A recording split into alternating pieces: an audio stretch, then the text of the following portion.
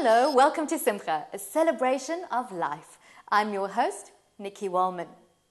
Born into a politically active family, Albie Sacks' life was, as he puts it, complicated from the beginning. His father was a unionist, and his mother worked as a typist for Moses Kotane, secretary of the Communist Party. His resistance to the apartheid regime tore not only his family apart, but left him with one arm and damaged eyesight. So who is this man whose courageous contributions and sacrifices helped to ensure the creation of a democratic South Africa?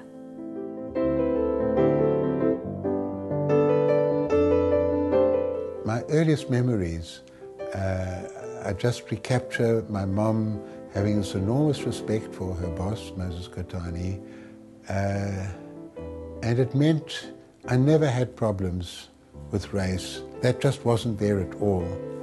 It wasn't a religious family. My parents had fought their parents over religion, so I grew up in a very, very secular environment. But it was a family with values. Values were extremely important. Today one might say the spirituality of the soul, of the person, of the dreams, the ambitions, that was very, very powerful. But in terms of formal religion, there was nothing. Well, the family values were not focused on the traditional family at all. They were focused on love, on generosity, on giving, an open house. Every Sunday people would pour in. So the sense of family was associated with warmth, but not with ritual, as far as my brother and I and my mom were concerned. I was the youngest in class by about 2 years, and one by one the Jewish boys would have their bar mi, and Albie, when are you going to have your bar mi?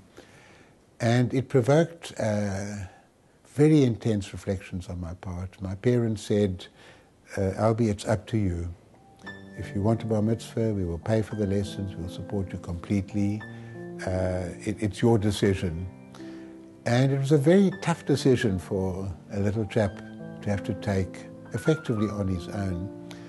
And what was decisive for me was the feeling that it would be very disrespectful to myself to pretend a belief in God that I didn't have, but also disrespectful to God if God existed.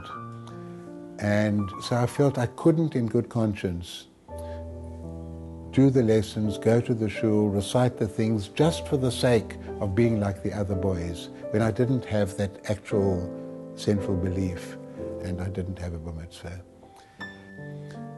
One result of that has been to make me enormously sensitive to the importance of conscience, of faith, of belief for every human being, and their right to conscience, the right to belief. Certainly when I was sitting on the court as a judge, I was, I think, one of the strongest defenders on the court of the right to conscience and the right to belief. It doesn't have to be my belief, it's the right to believe makes you part of whom you are.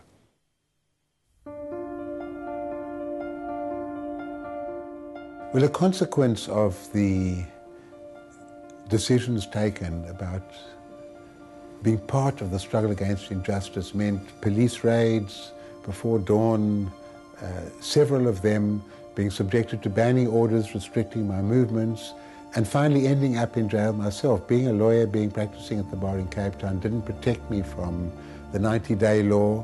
Locked up in a cube, totally on my own, staring at my toes, staring at the wall, my toes.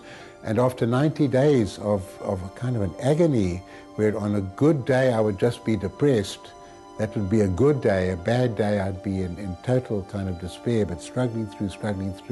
90th day, I'm released for a few minutes, and I'm locked up again, and I go back in again. And then the second time I was locked up 2 years later, tortured by sleep deprivation. There were consequences, but it wasn't just for me, Albie. There were thousands and thousands of us going through similar experiences. And my only serious encounter with the Torah was in prison, and reading the Bible, which was the only reading matter permitted to me and the only activity I had while locked up in solitary confinement, from beginning to end, reading the Old Testament, I rationed myself to about 2.5 pages a day so that I wouldn't get through it too quickly, so that I would have something to look forward to in future, because I could have been in for months and for years. And the impact was very profound and diverse on me. Part of it hurt me. There is a lot of violence, of punishing enemies, of smiting the enemies, of destroying. And the Lord destroyed every man, woman, child, house, down to the dogs and the cats. And it hurt me so much that here am I locked up and looking for some kind of sense of self and protection. And then I came to the Song of Songs and the whole period of Solomon, and there was an eloquence and a beauty and a purity and a humanity that just reached very, very deeply to me.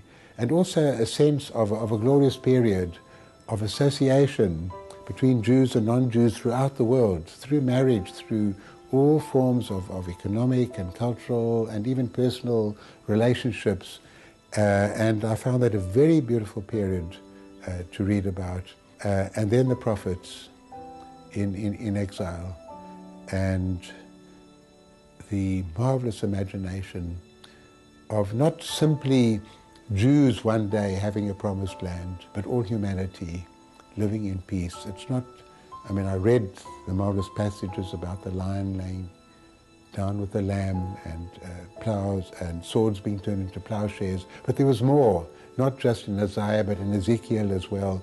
And that reached to me in prison very, very strongly. In my captivity, the imagination of a good world, and a sense that we do something about it, and that life isn't just a series of terrible accidents over which you have no control and you can do nothing. There is a place for each one, through dreams, through work, through being with others, through intelligence, but especially through a kind of organized, meaningful heart and soul and spirit doing something.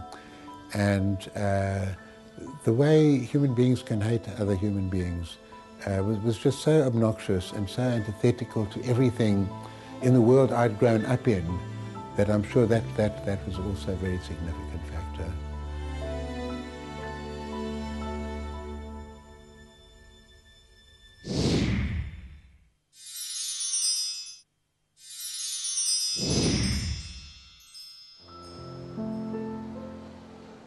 I had huge pleasure writing this. 5 months in New York on sabbatical leave. Every day I went into the Ford Foundation, sat at my computer, wrote, revised, cut and paste to produce The Strange Alchemy of Life and Law.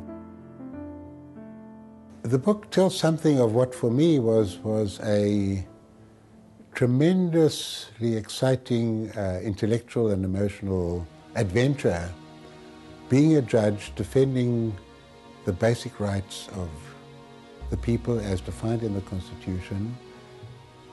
To what extent did my very intense life experiences, almost melodramatic, being detained without trial, being tortured by sleep deprivation, being blown up by a bomb, losing an arm, coming back to help write the Constitution of New South Africa, to what extent these intense experiences enter into the very objective judgments that I had to give.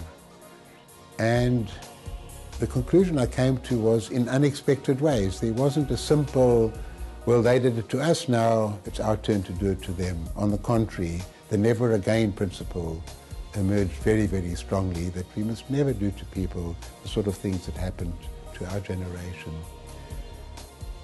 But one can't say judges are just machines, functioning mechanically and automatically, purging themselves of any life experiences and their own views. I think it's better to be candid, but to ensure that your life views don't end up in partiality, in supporting one litigant as against another, but become part and parcel of your understanding of the values of the Constitution, why you have a Constitution, what we mean by human dignity, the kind of pains that nobody should be subjected to, the kind of intimate associations that everybody should be entitled to. All of these things are influenced by experiences you've been through, but not in a direct way, often in unexpected ways. And that became the strange alchemy of life and law. It's been an absolutely enthralling life, and I feel I must be amongst the most privileged human beings on earth, because I had all the privileges that went automatically with a white skin. I had the privilege of belonging to a liberation movement that saw change in the lifetime of its members, but then that very special privilege of being part of the group that helped to define the enduring values for which we've been fighting and ensuring that they would apply to future generations in future. Well, that's all we have time for this week. Thanks for joining us, and see you again next time. As always, from me, Nikki, and the team, shalom, and have a safe and peaceful week.